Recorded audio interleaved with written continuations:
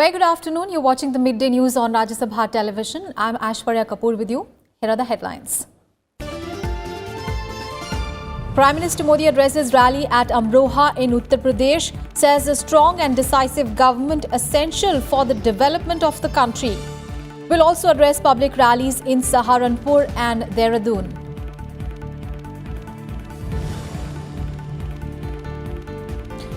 BJP brought peace and development to the northeast, says BJP President Amit Shah at a rally in Arunachal's Changlang. Manipur-based journalist Nishikant Singh joins BJP. Finance Minister Arun Jaitley says development of the northeast top priority.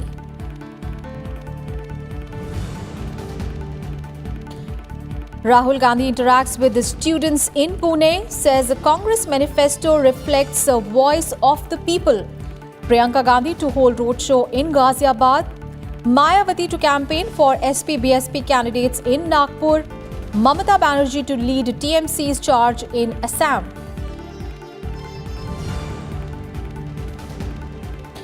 Middleman in Augusta Westland chopper scam case, Christian Michel says kickbacks paid to defense officials, bureaucrats and UPA leaders. Roles of more individuals under scanner as he discloses more abbreviations in the budget sheet. Congress denies charge.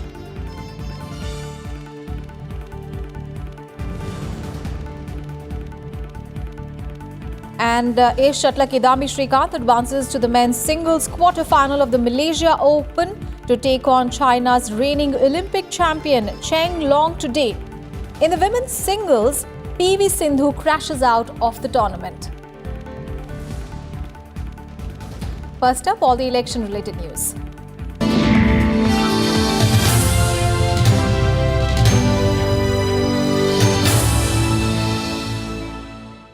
Scrutiny of nominations for the third phase of Lok Sabha elections will be held today. Voting will take place in the third phase on 23rd of April in 115 seats spread across 14 states.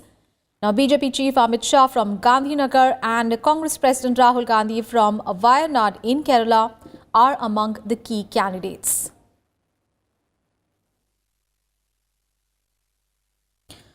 Prime Minister Narendra Modi addressed a poll rally at Amroha in Uttar Pradesh today. Prime Minister Modi said that a strong and decisive government is essential for the development of the country. Now, targeting the opposition for raising questions over Balakot airstrike, Prime Minister Modi said that when India hits back at the enemy, some people do not like it.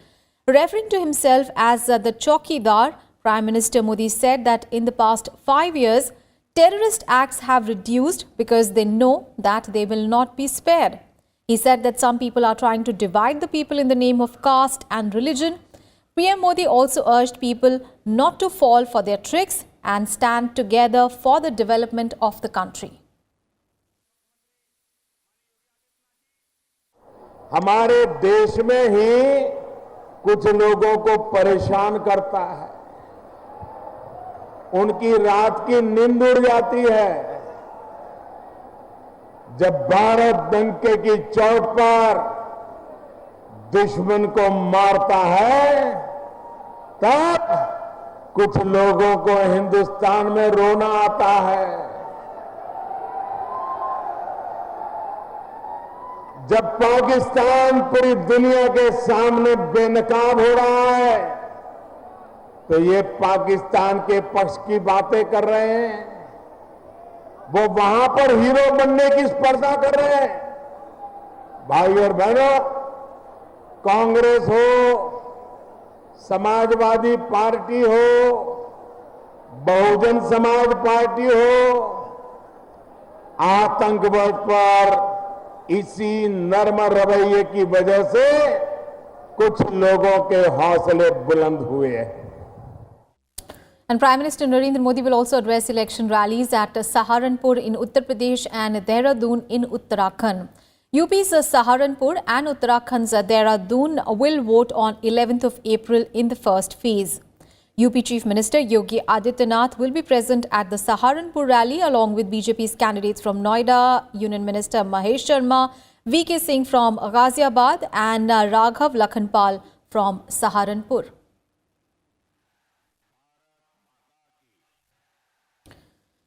And Prime Minister Modi also targeted Congress's manifesto, saying that it demoralizes the armed forces. He said this to an interview to a private news channel. देश के जो apolitical लोग हैं, intellectuals हैं, economist हैं, media के लोग हैं, उन सब ने कांग्रेस के ट्रैक रिकॉर्ड को एक बार देश के सामने रखना चाहिए और उस ट्रैक रिकॉर्ड को देखने के बाद तय करना चाहिए भी ये करने योग्य है कि करने।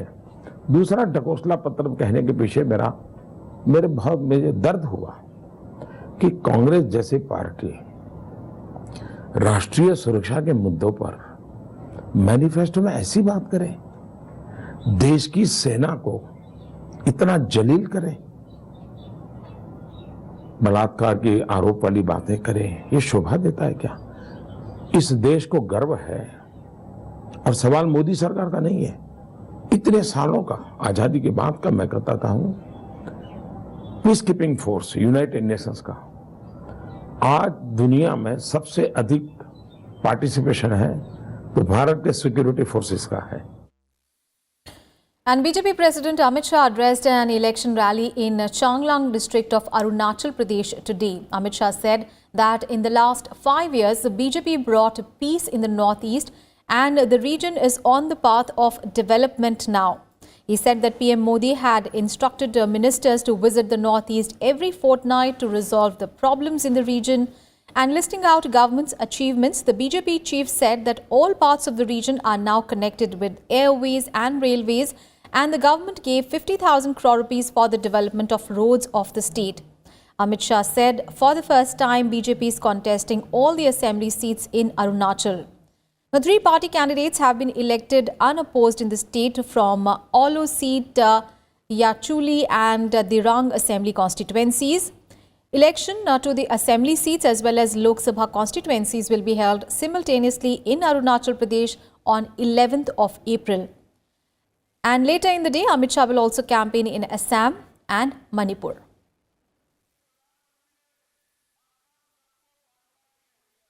पांच साल पहले नॉर्थ ईस्ट की स्थिति देखिए, क्या स्थिति थी। 5 साल पहले अपना ये नॉर्थ ईस्ट अशांति से ग्रस्त था, विकास का कहीं नामो निशान नहीं था। भ्रष्टाचार, दल बदल, अस्थिरता, ये सारी चीजें नॉर्थ ईस्ट के विकास को रोक कर खड़ी थी। 5 साल के बाद आज नॉर्थ ईस्ट के अंदर कहीं बम के धमाके, बंदूक की गोलियों के धमाके सुनाई नहीं पड़ते हैं। नॉर्थ ईस्ट के अंदर शांति लाने का काम नरेंद्र मोदी की भारतीय जनता पार्टी की सरकार ने किया है। आज पूरा नॉर्थ ईस्ट विकास के रास्ते पर। नॉर्थ ईस्ट के अंदर स्थिरता लाने का काम भारतीय जनता पार्टी की नरेंद्र मोदी सरकार ने किया। More news from the northeast. Manipur-based journalist Nishikant Singh Shapam joined the BJP today. He joined the party in the presence of Union Finance Minister and senior BJP leader Arun Jaitley. Speaking on the occasion, Arun Jaitley said that the development of the northeast is the top priority of the government.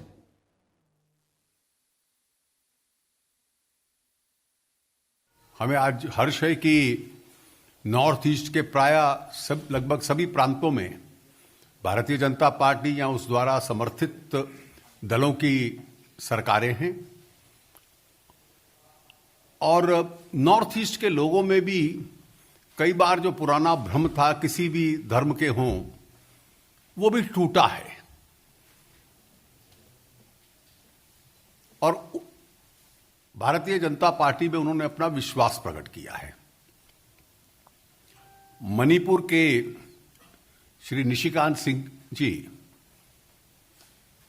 आज तक प्रत्यक्ष राजनीति में नहीं थे, लेकिन वहां के सबसे प्रतिष्ठित लोगों में से एक हैं। संघाई एक्सप्रेस उसके पब्लिशर हैं, उसके मालिक हैं और वहां पे जनमत बनाने में आपका बहुत बड़ा योगदान है। I have been very encouraged by the leadership of Mr. Narendra Modi, and of course the BJP has been doing a fantastic work in the Northeast. For years, when I was a little kid, we had dreamt of having the railway station, and the work never took off. And now I see it happening, and in probably in a couple of years, it's going to be there. And I see a lot of inclusive growth for the first time in the Northeast since the BJP has come into power. News from the Congress's camp. During his day-long visit to Maharashtra, Congress President Rahul Gandhi held an interactive session with the students of Bharati University in Pune. And addressing the students, Rahul Gandhi asserted that the Nyay minimum income scheme for the poor will be implemented without raising income tax or burdening the middle class. He also said that the Congress manifesto was finalized only after speaking to all the stakeholders, and said that he does not believe in making false promises. Rahul Gandhi also promised that there would be 33% reservation of all Vidhan Sabha and Lok Sabha seats if the Congress is voted to power in 2019. He also said that he is planning to employ a similar reservation in various other sectors as well.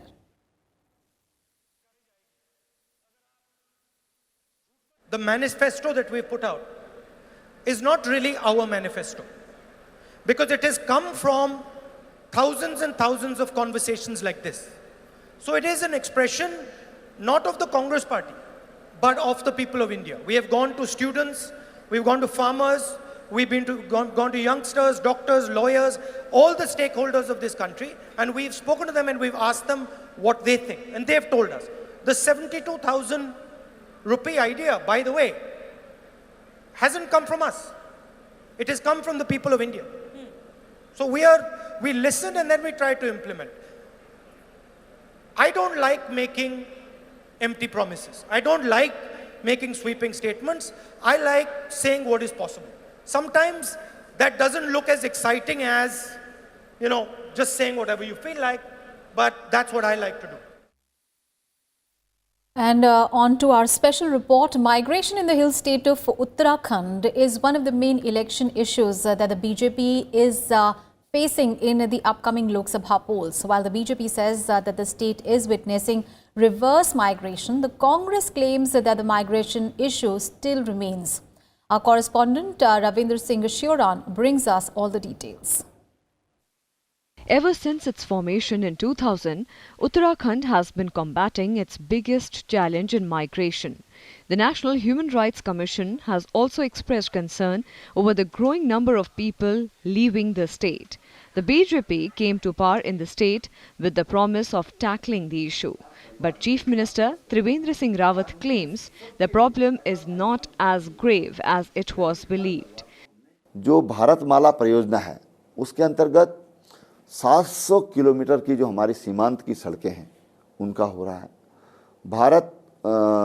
जो सेतु भारतम योजना है उसके अंतर्गत हमको अनेक पुल मिले हैं। Agriculture के क्षेत्र में 1500 करोड़ का हमको ऑर्गेनिक के लिए एक पैकेज मिला है। 700 करोड़ का हमको परंपरागत खेती के लिए मिला है। 3340 करोड़ का एक पैकेज हमको समेकित सहकारी कृषि के लिए हमको मिला है। तो इन सब चीज़ों से देखिए, जब गांव में रोजगार मिलेगा तो पलायन रुकेगा। होम स्टे की योजना हमने राज्य में लागू की है और हमने ये भी तय किया कि 2020 तक हम 5000 होम स्टे राज्य में तैयार करेंगे। The Chief Minister says the state is in fact witnessing reverse migration. He asserted that a large number of youths are quitting their jobs in cities like Mumbai and Delhi and returning to Uttarakhand for work. In 2017, the Human Rights Commission held the state government and its policies responsible for migration in Uttarakhand. It said in the 16 years of the state's formation, 3,000 villages had turned into ghost villages. सरकार ने न रोजगार देने का काम किया, न पलायन रोकने का काम किया। जो सबसे बड़ा महत्वपूर्ण था, हरीश रावत जी के कार्यकाल में पलायन रोकने पर एक कार्य योजना हुई थी कि हम निश्चित तौर पर गार्ड गदेरों से ऊर्जा का स्रोत पैदा करेंगे। हम हरियाली के तौर पर हम पेड़ पौधे लगा करके वहाँ के लोगों को रोज़गार देंगे। हमने कहा था हमारा गांव हमारी सड़क के रूप में हम वहाँ विकास करेंगे, तो वो इस सरकार ने ठंडे बस्ते में कर दिया। Chief Minister Rawat claims His government is working to end migration with initiatives like providing better health facilities and even connecting remote villages to hospitals. According to him, the state government is also providing more job opportunities by introducing promotion of organic vegetables, fruits and plants. Ravindra Singh Shioran's report for Rajya Sabha TV. On to our special reporter from Patna, where the Grand Alliance is battling on multiple fronts. Well, faced with a strong challenge from the NDA, the Mahagathbandhan is also saddled with infighting among its leaders, especially between the elder and the younger sons of RJD chief Lalu Prasad Yadav. Here are the details. Patna's two Lok Sabha constituencies, Patna Sahib and Patliputra, will witness contrasting electoral contests this time. Patna Sahib is an urban seat that includes 6 assembly segments. Its 21 lakh voter population is mixed, with dedicated upper caste and OBC voters expected to decide the contest. The biggest caste groups are the Kayats and the Yadavs. While the BJP is fielding Ravi Shankar Prasad, the opposition alliance could back sitting BJP MP Shatrughan Sinha. The BJP claims Prasad has a distinct advantage, with the union minister cultivating the constituency for some time now.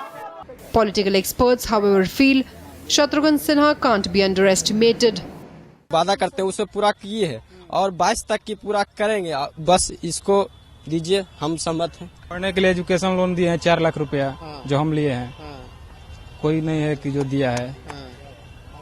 बहुत दिन जो light गांव में रहता है कभी cut भी नहीं करता है, रोड ऐसा बनाए हैं कि गाड़ी एकदम आराम से चल जाता है। किसी भी कीमत पर शत्रुघ्न सिन्हा को एक कमजोर उम्मीदवार नहीं माना जाना चाहिए। जो बीजेपी के कट्टर समर्थक हैं, जिनकी संख्या पटना शहर में काफी है, पटना में भाजपा का बड़ा मजबूत संगठन है, तो इसका उनको घाटा होगा, क्योंकि वह जो कट्टर समर्थक हैं वो इनको वोट नहीं करेंगे। दूसरी तरफ पिछड़े वर्गों में खासतौर से सरकार विरोधी, केंद्र सरकार विरोधी एक भावना है और ये भावना उनके पक्ष में काम करेगी। Patliputra is also a key constituency for the opposition alliance. Lalu Prasad's daughter Misa Bharti is up against the BJP's Ram Kripal Yadav. The Yadavs are dominant factor here, with both Misa Bharti and Ram Kripal Yadav laying claim to the community's votes. In the previous Lok Sabha election, Ram Kripal Yadav had settled the contest in his favor. Yadav पूरी तरह RJD के साथ है, ये बिल्कुल बेबुनियाद है, पूरी तरह डिवीजन है। अब वो रिजल्ट बताएगा। Patliputra has around 17 lakh voters with 6 urban and rural assembly segments. The centre has opened an IIT, AIIMS, ESI hospital, a fact that could fetch the BJP a distinct advantage. Ram Kripal जी एक बहुत मजबूत उम्मीदवार हैं और इसमें कोई शक नहीं है कि उनको हराना आसान नहीं होगा, और खासतौर से इस जो विकास में उसका लाभ भी उनको मिलेगा। फिर भी पिछले चुनाव के मुकाबले में मीसा भारती की स्थिति ज्यादा अनुकूल है। Misa Bharti is backed by CPIML, whose support she couldn't get in the previous election, while the CPIML votes would be a great bonus for her. The left party got Ara instead of Patliputra in the alliance seat sharing pact this time. The optics of Patna has changed, and also the politics. It will be interesting to see that whether Patna's mind has also changed or not. But one thing is very clear, that Patna this time will vote very cautiously. Akhilesh Suman for Rajya Sabha Television with camera person D.K. Pandey in Patna. And in our other special report, Netaji Subhash Chandra Bose's grand-nephew Chandra Kumar Bose is contesting from Kolkata South constituency on a BJP ticket. He is committed on resolving local issues and also ending corruption if he gets elected. He is also confident that the NDA government will come into power again in the centre. Akhilesh Suman brings us this report. Chandra Kumar Bose is the grand-nephew of Netaji Subhash Chandra Bose, and he is candidate of BJP from Kolkata South. Mr. Bose, how are you taking it? Are you easy with the election? Yes, this is the second election that I am contesting. In 2016, I contested the assembly elections from Bhawanipur constituency, which happens to be the Chief Minister's constituency. You fought against Mamata Banerjee? I fought against Mamata Banerjee, yes. Well, this time there is a slight difference in the attitude of the people of South Kolkata, because the NDA government under the leadership of Narendra Modi ji has a proven track record. And this is elections for the Lok Sabha, parliament elections. So people are very positive that Narendra Modi ji is going to be elected once again as the Prime Minister of India, and the NDA government would get the opportunity to form the central government. What are the issues you are raising in Kolkata South? Because it is one of the most important constituencies of the Kolkata city. Absolutely. You see, I hail from South Kolkata.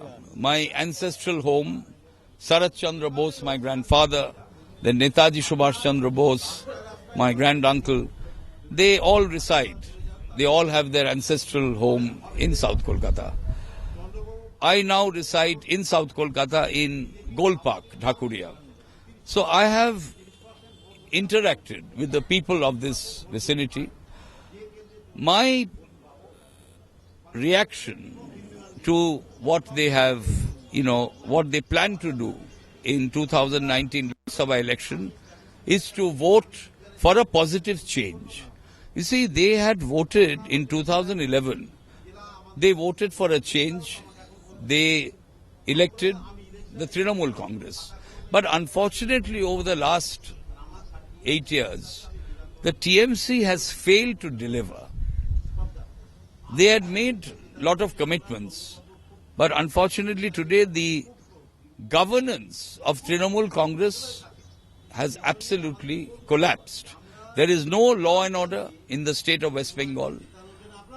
There is no development, no industry. Health facilities have crashed.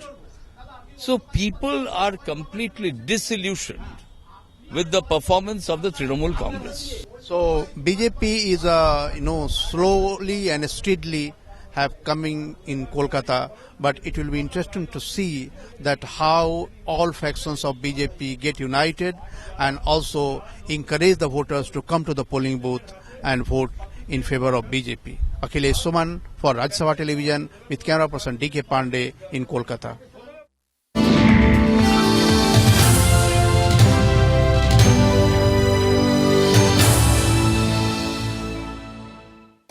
Let's get to some other news now. Prime Minister Narendra Modi has complimented senior BJP leader L.K. Advani on his recent blog post.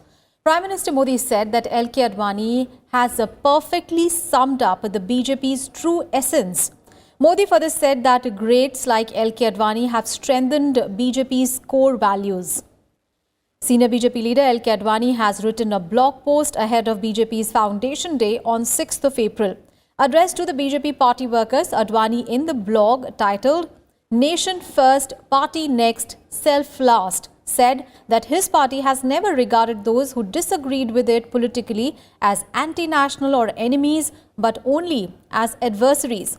In a blog written almost 5 years after he wrote the last piece on his web page, Advani said that the BJP has been committed to the freedom of choice of every citizen at personal as well as political level. In the piece, the veteran leader urged the party to look back, look ahead and look within, and stressed on democracy and democratic traditions within.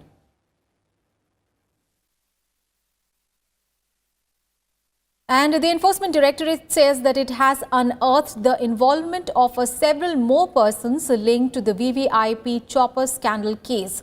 The agency has issued a summons to more individuals for questioning. Now, this comes as the Enforcement Directorate on Thursday filed a supplementary charge sheet against Christian Michel, the alleged middleman arrested in the Augusta Westland chopper scam, before a Delhi court. The charge sheet was also filed against two firms, Global Services FZE and Global Traders, and one of its directors, David Symes. Now, Symes and Michel are both the directors of the two firms. The Enforcement Directorate charge sheet also says that a part of the kickbacks was paid to defense officials, bureaucrats, media persons and important political persons of the ruling party when the deal was being struck.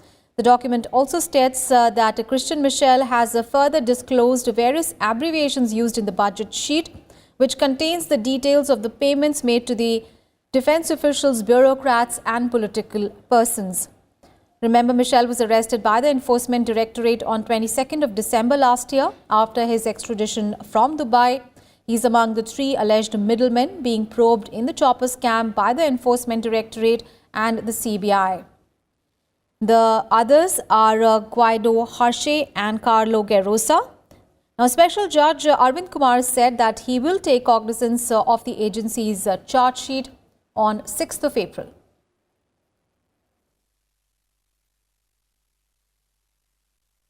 And a Central Reserve Police Force Jawan was killed and another was injured in an encounter with the Naxals in Chhattisgarh on Friday.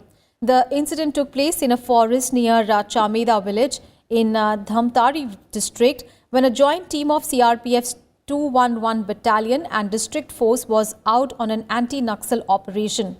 The incident occurred a day after Naxals ambushed a team of security forces, killing 4 BSF personnel and injuring 2 others in Kanker district of the state.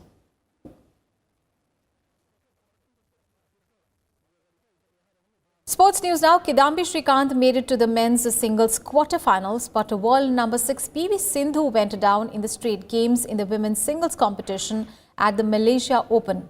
Kidambi Srikanth cruised into the quarterfinals of the tournament with the 11-21 win over Thailand's Kosit. He will now take on China's reigning Olympic champion Cheng Long today. However, PV Sindhu was knocked out of the tournament in the pre-quarterfinals after she lost to Korea's Sung Ji Hyun in straight games. She had lost to the Korean in the first round of the All England Championship and the 2018 Hong Kong Open as well. And the men's doubles pair of Manu Atri and B. Sumit Reddy also failed to cross the opening hurdle. And the mixed doubles pair of Pranav Jerry Chopra and N. Sikki Reddy also bowed out of the tournament. And with that, we wrap up this edition of Midday News. Thanks for watching.